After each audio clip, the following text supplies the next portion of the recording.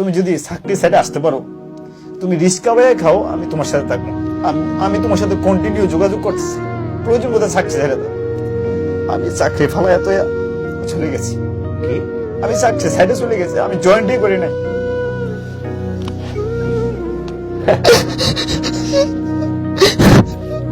কতখানি কষ্ট পাইলে মানুষ পাথর হয়, আর কতখানি কষ্টের গল্প শুনলে মানুষ বেকুব হয়। এরকম চেহারা দেখে রাখে, যেরকম চেহারা এরকম মানুষ আছে আজকের এই ভণ্ডামির দুনিয়াতে। করছিস কি ভাই তুই কাম? তারপর চাকরি ছেড়ে দিলি বাপ, সরকারি চাকরি। আজকেরা বলে সরকারি চাকরি ছাড়া বাংলাদেশে কেউ ভালো নাই, সে চাকরি ছেড়ে দিয়ে চলে গেলে একটা কথাতে। বাই দ্য ওয়ে, আপনাদের দৃষ্টি আকর্ষণ করছি, প্রতিদিন অনেক বড় বড় লার্নিং আমাদের সামনে আসছে।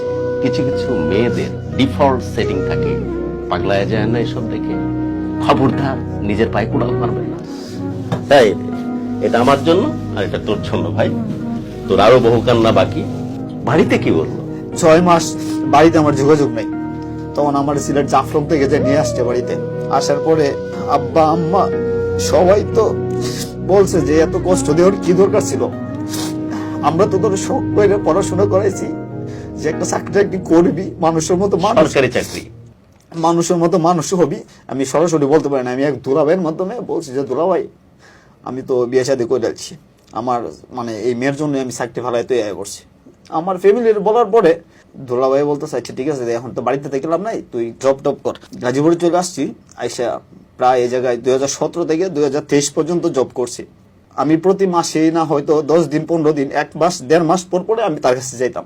তার যেটা খরচের দরকার আমার ফ্যামিলি তো দেই, তারেও দেই, মোটামুটি দুটোটাই মেনটেন করে চলতেছি। আমি তারা বারবার বলতাম যে এখন তো সময় হয়েছে, তোমরা উড়াই নিয়ে যাই।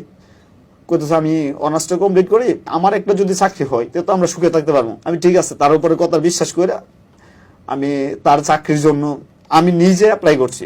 আমি নিয়ে আসছি ঢাকা, তার রিটেন পরীক্ষা, ভাইভা, তার জয়েনিং জন্য কোন স্কুলে যাইতে হবে, কেমনি কি করতে হবে, A to Z আমি ঢাকা থেকে সবকিছু করে দিলাম। এত কিছু করলাম পরে আগস্ট মাসের 11 তারিখে হঠাৎ করে দুলাভাইটা ফোন দিচ্ছে, দিয়ে বলতেছে যে দুলাভাই আমি আর ওর সাথে থাকতে পারবো না।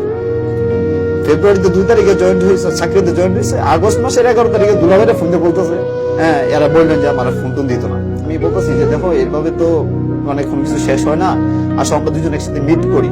যে তুমি আমার যদি কোনো ভুল হয়ে থাকে তুমি মাফ করে দাও, আমার যদি ভুল থাকে তুমি আবার ধরাই দাও, যে আমি শুধরাই নিব। বলে নাই এই 9 বছর সম্পর্কে কখনো গায়ে হাত তুলেছো?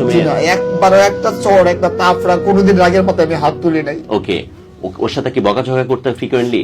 না, আমি হয়তো মোবাইলে একটু মাঝে মাঝে রাগারাগি হইতো, মোবাইলে রাগারাগি হলে যে কোনো মানুষেরই হয়, কিন্তু বাজে ভাষায় কথা বলা না বাজে ভাবে না, হয়তো রাগারাগি হলে মানে আমি মোবাইলটা হয়তো অফ রাখতাম না, হয়তো ইয়া রাখতো, কিন্তু ঘন্টা খানিকের ভিতরে আবার আমরা সলিউশন হয়ে যেতাম।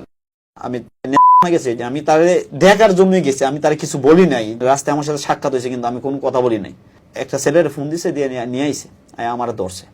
আমি তো অবাক হয়ে গেছি, আমি বলছি ভাই আমার বউ, আমি তো তাহলে ডিস্টার্ব করতে আসি নাই। আমার একটা জায়গায় নিয়ে গেছে, 4-5 জন পোলা বানাইছে। এক ছেলে আমার মাথায় মানে মারছে প্রচুর, একটা মানে জুড়ে করছে।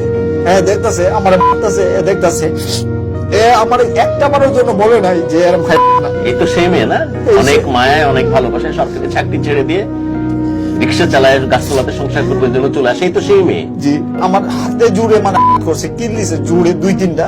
পরে আমার ছেঁচড়াইতে আমার ওই জায়গায় জিন্স প্যান্ট ওই মানে হাঁটুর খাল গুলো চলে গেছে এই জায়গায়, মানে এমন ভাবে রাস্তার মধ্যে আমার হাতে এই জায়গায় এইগুলো কিন্তু আমরা রাস্তায় পাকায় আমার এগুলো এগুলো খাল চলে গেছে। আমার এমন ভাবে আটকাইছে মনে হয় যে আমি কোনো চুর, আমার যে পারে আমার মাথায় করে।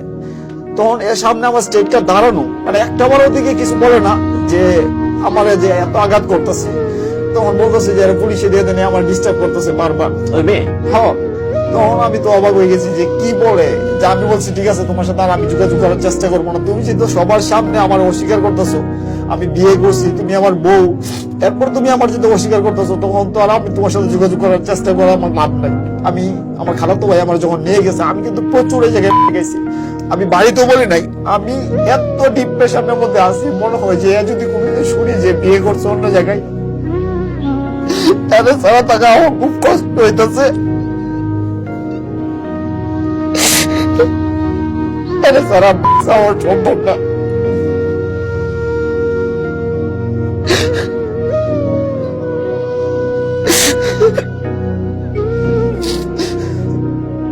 বর্তমান কি অবস্থা, কি করতেছো এখন?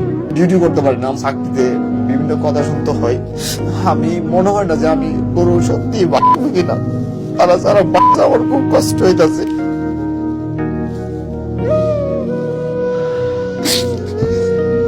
আমরা অবশ্যই এটার একটা পারফেক্ট সলিউশন চাই। এই জীবনে ভালো হলো ফাইনালি বাবার সরকারি চাকরি ছেড়ে দিয়ে সরকারি